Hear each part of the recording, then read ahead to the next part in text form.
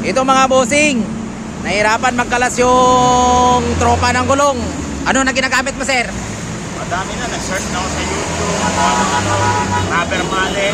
Rubber mallet. Kinupit ko na ng kutsara na ayaw pa din. Ayaw pa rin. Problemado na to. Problemado na. Kaya sabi ko, kailangan ko na i-consulta kay Gusto.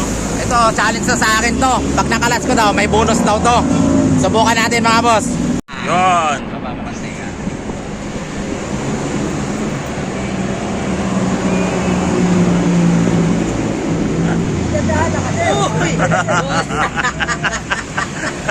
Wala.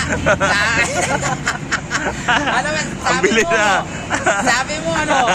Sabi mo sa akin. Wala pa. Sabi ko wala pa 3 minutes makakalas to eh. Oh, ayan na mga bossing, walang cut yan ha. Malinis ang makadali niyan. Oh. Ngayon, pa 3 minutes na. Oh, di ba? Okay na Galing, mga galing. boss. Okay na. Convincing. Okay na. Galing talaga, galing. Tagalin mo muna, tagalin. Hindi ko matanggal. Sige. Kaya nga, nakakabit yan sa ano eh. Medyo Sa isa kong, kumagana na. sa isa kong bike Kumagana eh. na. Wala pa, hindi pa ako. Malambot pa to kasi hindi ako pinapawisan. Pag pinawisan ako sa sunod, yun, medyo mahirap na.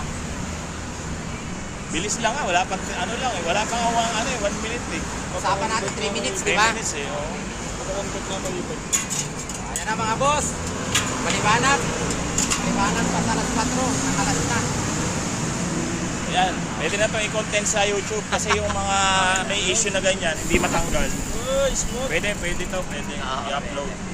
Malaking tulong to doon sa mga kagaya namin na nag-DIY. Pero iba talaga yung gawa ng coach professional. Ayan, oh. Ano talaga to, recommended.